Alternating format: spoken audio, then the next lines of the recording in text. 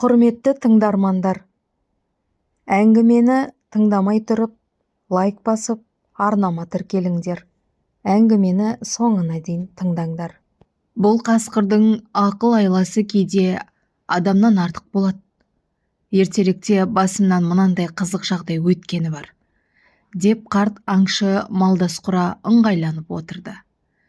Мен қақпанды үнемі осы аймаққа құратынмын. Қақпанымда құр жатпай олжалы қайтып жүрдім. Бірақ кейінгі кездері осы төңіректе екі қасқыр пайда болып, қақпанға түскен олжамды қоймайтын болды.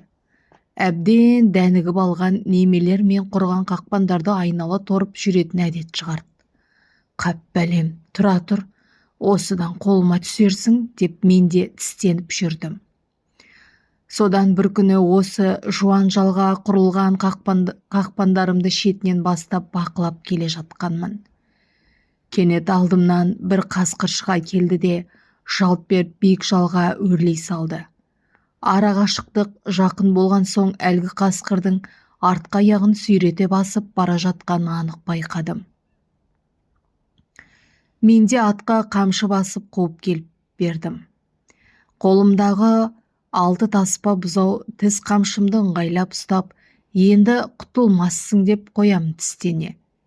Әбден ызасы өткен бұл қасқырды қалайда соғып алмаққа бекіндім. Бірақ алдымдағы шойнаңдай қашқан қасқыр жеткізер емес. Әне-міне қамшы сілтер тұсқа жеткенде жалт беріп жанамалай қашады. Өзі де жарақатын ауырсынғандай арасында омақаса құлап бір аунап тұрады. Астымдағы тобылғы менді торыда осал жылқы емес. Талай қасқыр қуғанды құтқармай алдымдағы аяғымен тарпи теуіп белін үзіп жіберген кездері болған мінезді жылқы. Содан ақсақ қасқырды қуа-қуа ит тұмсығы батпайтын қалың сексеуіл біткен ит қиынның қалыңына келіп жеткенде байқамайда қалыппын. Осы қалыңға кіргенде ақсақ қасқырдан көз жазып қалдым. Бірден атып алмағаныма енді өкіне бастадым. Әрі-бері қарап, түк шықпаған соң кері қайтып осы маңайға құрған қақпандарымды көрек етуім ұйғардым.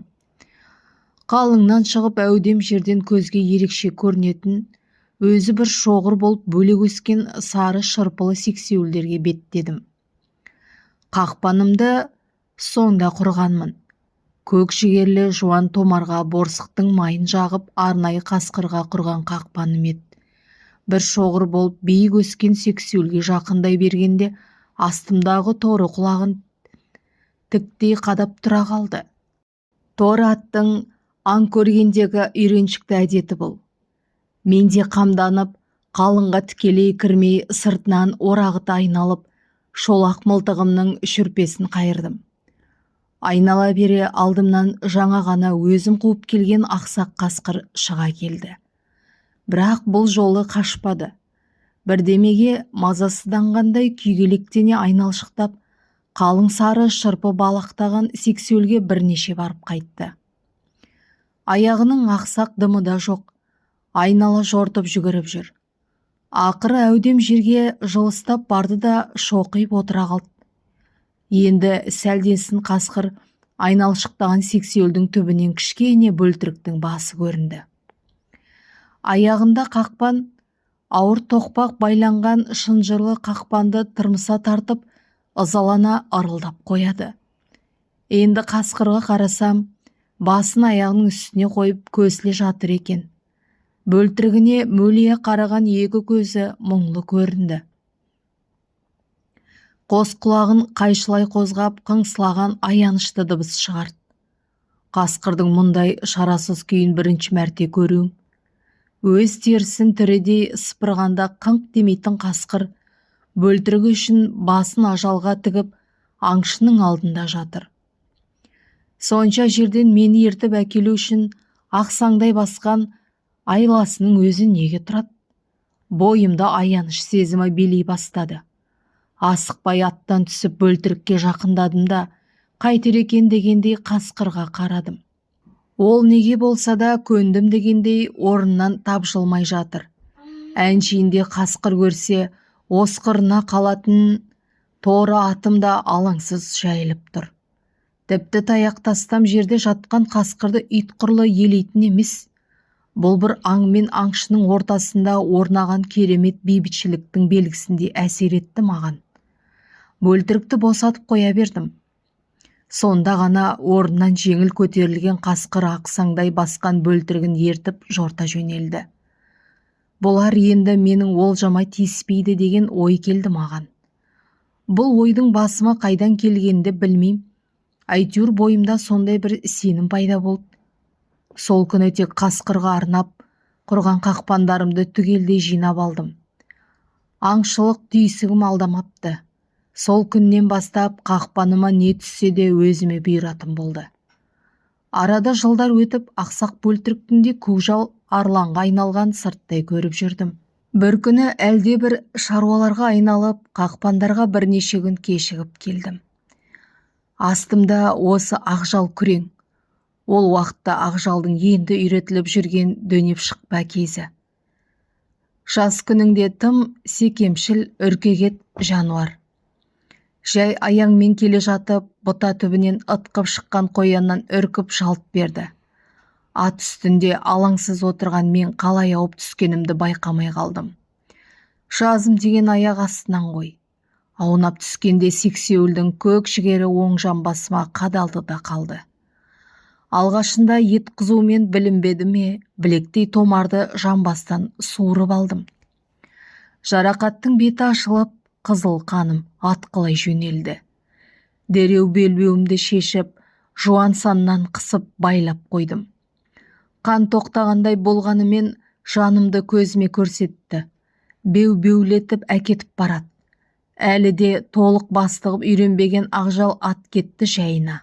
Жаратқанға жалбарынып, жарақат аяғымды құшақтап, құм арасында мен қалдым жалғыз. Қозғалуға шамам жоқ. Тап осылай 2 күн 2 түн өткенде әбден қансырап есім кіресілі шығасылы болуға айналды. Бір есімді жиғанда айналамда қасқырлар төңіректеп жүрген байқадым.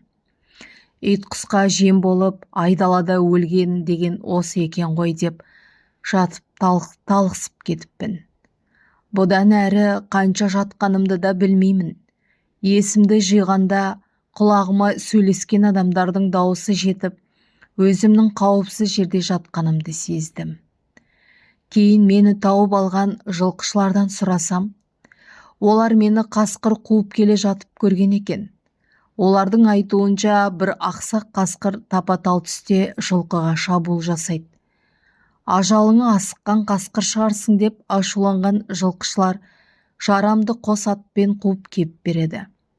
Әлгі ақсақ қасқыр не жеткізбейді, не алыстап кетпей бұларды бір түстік жерге дейін әурелейді. Сөйтіп мен жатқан белге келгенде бұларға қарасында көрсетпей жоқ болады. Тіпті аяғы сау қасқырда олай жүре алмас еді деп таңдана айтысты жылқышылар. Мен сонда барып қалай тірі қалғанымның себебін түсінгендей болдым. Мен жараланып жатқанда келген қасқырлар баяғы ақсақ қасқырмен қақпанға түскен бөлтірік болар деп ойладым ішімнен. Ескі әдістермен ақсаңдай қашып жылқышыларды маған көмекке ертіп әкелген болып отыр. Міне ғажап. Қасқыр екеш қасқырда менің жасаған жақсылығымды ұмытпағаныма сонда? Айдалада қаңсырап өлгелі жатқанымда өзім құтқарған бөлтірік келіп, жақсылықтың қарымтасын қайтарғандай көрінді маған. Иә, тап солай болғаны анық. Тіпті бүгінге дейін мені ажалдан құтқарған сол ақсақ бөлтірік екеніне күмәнім болған емес деп, қарт аңшы сөзінің соңын нық сеніммен аяқтады. Әңгіменің соңы.